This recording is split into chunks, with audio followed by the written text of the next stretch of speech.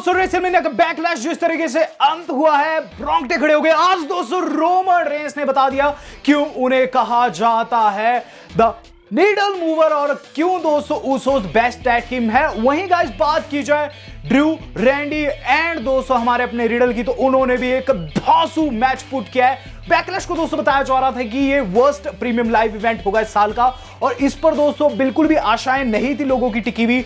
लेकिन मेरे हिसाब से दोस्तों ये रेसलमेनिया के मेन इवेंट से बेहतर मेन इवेंट दिया है। जहां गाइस बात की जाए आज की रेसलमेनिया बैकलैश की, तो गाइस उसकी शुरुआत हुई थी सबसे पहले सेथ वर्सेस कोडी के मैच के द्वारा। तो प्रोविडेंस में दोस्तों कोडी को तगड़ा सपोर्ट मिला है और मैच दोस्तों एक फास्ट मैच था। दोनों ही सुपरस्टार बिल्कुल भी लैग नहीं किए। मैच के मिडिल में दोस्तों हमें क्रेजी मूवमेंट्स देखने को मिलते हैं, जैसे कि दोस्तों सेथ की तरफ से देखने को मिलती है तगड़े वाली पेडिग्री, लेकिन कोडी कर देते हैं किक आउट। मैच दोस्तों काफी तगड़ा जा रहा होता है, जहां दोस्तों कोडी भी हारने को तैयार नहीं थे और सेथ भी दोस्तों हार नहीं मान रहे थे। एंडिंग मूवमेंट्स में हमें चीज देखने को मिलती है कि कोडी जाते हैं एक इलीगल मूव के लिए, यानी कि वर्ट ब्रेकर के लिए, लेकिन इसी बीच सेथ रॉलिंस ने लगा दिया उन्हें रोल अप और उसमें उनकी टाइट्स पकड़ ली। लेकिन गाइस कोडी भी कहां मानने वाले थे, उन्होंने उसे रिवर्स कर दिया और गाइस उन्होंने फिर टाइट्स पकड़ी सेथ की 1 2 and 3। कोडी इस मैच में वीआर रोल अप विजय प्राप्त कर गए। हालांकि मैच की एंडिंग हल्की सी कंट्रोवर्शियल हो सकती है सेथ रॉलिंस की फैन की तरफ से, लेकिन अगर आप कोडी की फैन है तो गाइस वहां कोडी ने वही किया जो कि सेथ करने वाले थे। तो सेथ के लिए हल्का सा बुरा तो लग रहा है, लेकिन कोडी ने दोस्तों यहां सेकंड विक्ट्री प्राप्त कर दी है सेथ के ऊपर। बात की जाए इसके बाद क्या हुआ, तो सेथ रॉलिंस की दोस्तों विक्ट्री हो चुकी थी और प्रोविडेंस की जनता पागल हो चुकी थी, जिसके बाद हम लोगों ने देखा है द जायंट ओमास वर्सेस लैशली का मैच। ये मैच दोस्तों काफी टेक्निकल था और इसके अंदर दोनों ही सुपरस्टार आप जानते हैं साइज में काफी ज्यादा बड़े, लेकिन ओमास एक जायंट है ऑब्वियसली। मैच की बात की जाए, मैच के शुरुआती क्षणों में दोस्तों जो हमारे अपने लैशली काफी डोमिनेट कर रहे थे। एक जगह पर दोस्तों मुझे याद है कि उन्होंने सबमिशन भी लगा दिया था, लेकिन वो सबमिशन टूट जाता है। ओमास वहां दोस्तों ओवर पावर्ड कर जाते हैं। एंडिंग मोमेंट्स में चीज देखने को मिलती है कि गाइस जो हमारे लैशली कॉर्नर पर शोल्डर मारने जाते हैं, लेकिन वो डॉच हो जाता है, उनका शोल्डर रिंग पोस्ट पे बसता है। इसी बीच दोस्तों ओमास ने रेफरी का ध्यान भटकाया और एमवीपी ने दोस्तों केन का यूज करके, यानी कि जो उनकी लकड़ी रहती है उसका यूज करते हुए सर पे वार किया है लैशली के, और जिसके बाद ओमास ने लगाया double hand chalk slam 1 2 and 3। ओमास इसमें विया हेल्प ऑफ एमवीपी विजय प्राप्त कर गए। तो एमवीपी ने कहा था ओमास को जितवाएंगे और उन्होंने दोस्तों यहां साबित भी किया है। बात की जाए इसके बाद क्या हुआ है, इसके बाद दोस्तों जो अगला मैच हम लोगों ने देखा जो कि थर्ड मैच था, वो था एजे वर्सेस एज। तो गाइस मैच की बात करूं, एज की बहुत तगड़ी एंट्री हुई है, जिसके बाद दोस्तों हम लोगों ने देखा है एजे स्टाइल्स की एंट्री, जो कि काफी सिंपल सादी लेकिन इफेक्टिव थी। एजे स्टाइल्स दोस्तों मैच में काफी शुरू से ही पकड़ बना लिए थे, लेकिन उसके बाद जो एज है उन्होंने उनके शोल्डर पर वार करना स्टार्ट कर दिया।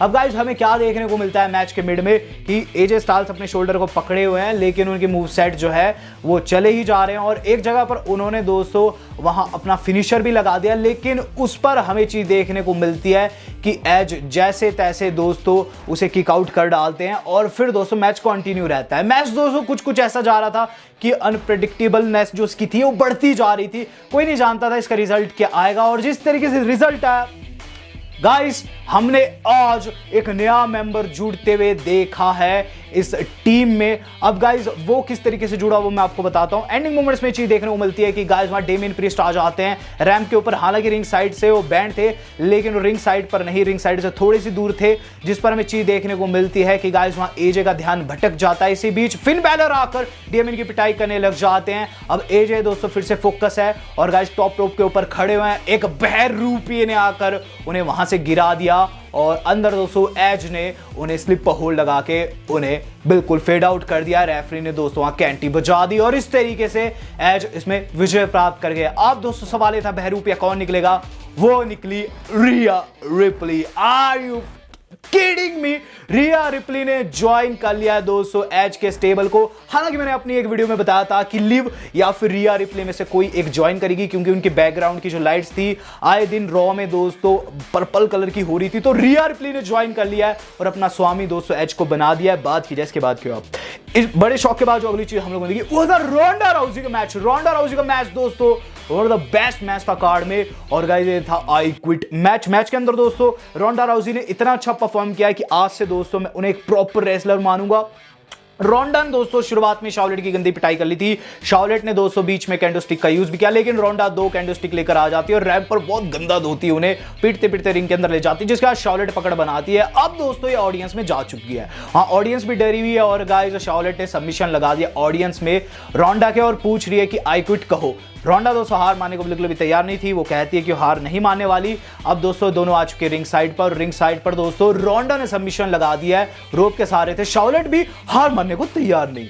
यहां दोस्तों मैच बिल्कुल ऐसा जा रहा था कि लगने लगा था कि मैच इतना लंबा चला जाएगा कि पूरा का पूरा प्रीमियम लाइव इवेंट जो है इसके अंदर कवर हो जाएगा, लेकिन अंत कुछ इस तरीके से आता है कि गाइस रिंग के अंदर ये चीज देखने को मिलती है कि शार्लेट जो है चेयर लेकर आ रखी है और फिर दोस्तों वही चीज कहती है हैप्पी मदर्स डे रोंडा, जिस पर वो सबमिशन लगाने वाली थी, लेकिन उल्टा रोंडा ने उन्हें आम बार लगा दिया चेयर के सहारे से और फिर ये चीज कही कि बीच मैं इसी चीज का इंतजार करी थी कि कब तू एक कहे, और जैसे उन्होंने टाइट किया अपना आम बार वहां शार्लेट कह पड़ी I quit I quit I quit, और हमारी रोंडा जो है वो ब्रांड न्यू चैंप बन गई स्मैकडाउन के इस तरीके से। रोंडा राउजी दोस्तों विनर साबित हुई। बात की जाए अपने semi main event of the evening की, तो guys semi main event of the evening था हमारे मॉस का, जो कि कॉर्बिन को फेस किया है।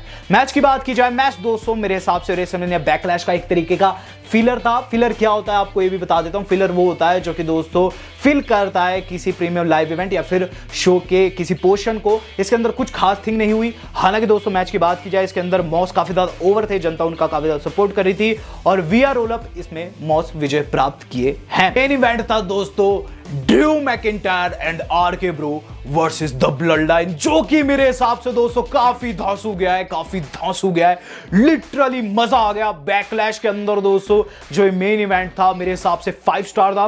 बात की जाए इसकी शुरुआत कैसे हुई, सबसे पहले तो चीज देखने को मिलती है कि गाइस तगड़े वाली एंट्री हुई वहां ब्लड लाइन की, और गाइस फिर मैच बिगन हुआ। मैच के शुरुआती क्षणों में दोस्तों लोग चाहते थे कि रैंडी ऑर्टन शुरू करे, रैंडी ऑर्टन ने शुरू किया। रैंडी ऑर्टन सबसे ज्यादा यहां ओवर दिखाई दिया, लोगों ने बहुत ज्यादा चैंट लगाई उनके नाम की, जिसके बाद हमें चीज देखने को मिलती है रैंडी एंड जिमी ने बिगन किया और उसके बाद टैग दिए गए। जहां दोस्तों जब ड्रू को टैग मिला तो उन्होंने चाहा कि रोमन रेंस टैग ले, लेकिन रोमन रेंस क्या करते हैं, टैग लेके फिर से अंदर चले जाते हैं। ड्रू को काफी ज्यादा गुस्सा आता है, जिस पर वो ऊसो की गंदी पिटाई करते हैं।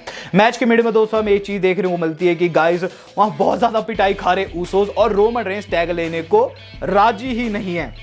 इसी बीच दोस्तों फाइनली रोमन रेंस ने टैग लिया और रिडल की गंदी पिटाई की, लेकिन अब दोस्तों ये चीज देखने को मिलती है कि गाइस रिडल ने टैग दे दिया। फाइनली रैंडी ऑर्टन को जनता हो गई पागल, और जो रैंडी ऑर्टन ने पिटाई की लिटरली दोस्तों देखने वाली थी। रैंडी ऑर्टन ने एक आरकेओ लगाया जो कि दोस्तों उन्होंने रोमन रेंस को लगाया, जिसे देख मैं तो लिटरली उछल गया, और उसके बाद दोस्तों उन्होंने जिमी को भी आरकेओ लगाया, लेकिन इसी बीच पिन को तोड़ दिया जाता है दूसरे ऊसो के द्वारा। मैच दोस्तों इतना इंटेंस चला गया कि फिर लगने लगा कि वाकई में इसके अंदर कोई भी टीम जीत सकती है।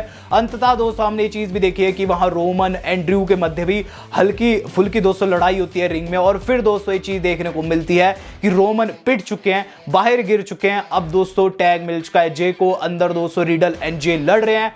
और गाइस फिर जो कुछ देखने को मिला आउटसाइड वो काफी क्रेजी था। आउटसाइड दोस्तों ये चीज देखने को मिली, रैंडी ऑर्टन जो थे जिमी को मारने वहां लगे हुए थे, लेकिन गाइस जो रोमन है आउट ऑफ नोवेयर एक सुपरमैन पंच लगा दिया, जिसके बाद दोस्तों होता क्या है कि गाइस जो हमारे ड्रू मैकिंटायर आकर रोमन की पिटाई करते हैं, लेकिन रोमन रेंस का मानने वाले थे, रोमन रेंस ने लगा दिया रॉक बॉटम, जो कि उन्होंने टेबल के ऊपर लगाया।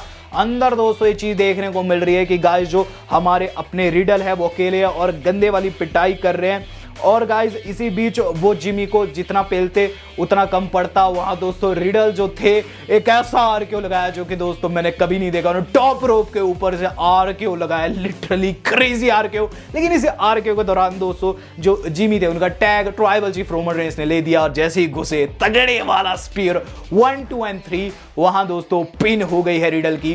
रोमन रेंस ने अपनी टीम को जितवा दिया है। इस पर्टिकुलर मैच के अंदर दोस्तों जो रैंडी एंड ड्रू है वो काफी ज्यादा ओवर थे, रैंडी के लिए ज्यादा सपोर्ट दिखाई दिया। हालांकि दोस्तों जो मेन बंदा था पूरे मैच का जिसने सबसे ज्यादा चालाकी की वो थे रोमन रेंस। रोमन रेंस ने दोस्तों पूरे मैच में बेहद कम मार खाई, बेहद कम टैग लिए, बेहद कम दोस्तों उन्होंने सुपरस्टार्स को पीटा भी, लेकिन एंड में जाकर दोस्तों उन्होंने सबसे स्मार्ट मूव लगाया है, यानी कि स्पीयर, और वो भी एक ऐसे समय पर जब बाकी के सुपरस्टार्स बाहर पड़े होते, और इस तरीके से रोमन रेंस इस पर्टिकुलर मैच में जीत गए हैं। और गाइस ये काफी तगड़ी विक्ट्री है मेरे हिसाब से दोस्तों। रोमन रेंस ने इसी के साथ अपनी लेगेसी को सीमेंटेड कर दिया as a undisputed universal champion. अब रैंडी ऑर्टन को फेस करना चाहिए या फिर ड्रू मैकिंटायर को फेस करना चाहिए आगे जाकर रोमन रेंस को, एक बड़ा सवाल है जिसका जवाब आपको जरूर देना है। रही बात दोस्तों रेसलमेनिया बैकलैश की, तो गाइस आपको कितना अच्छा लगा ये आप कमेंट बॉक्स में बता सकते हैं। बट गाइस आज की वीडियो इतनी पसंद है, वीडियो को लाइक एंड शेयर जरूर कीजिएगा। दोस्तों आज तक के लिए इतना ही, धन्यवाद, शब्बा खैर।